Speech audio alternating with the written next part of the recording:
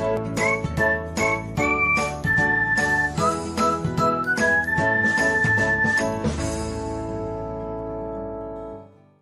everyone, welcome back to another episode of Technologyglance.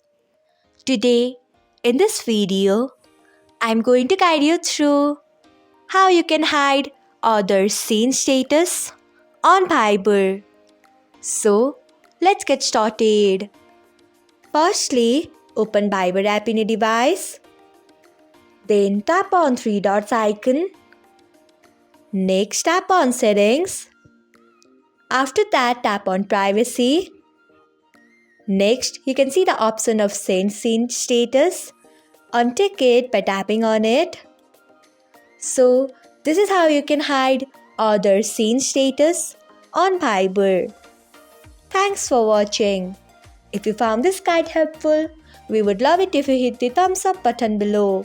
We upload great new tech tutorials like this one every day, so do not forget to subscribe to our channel and hit the bell icon so that you'll never miss another update.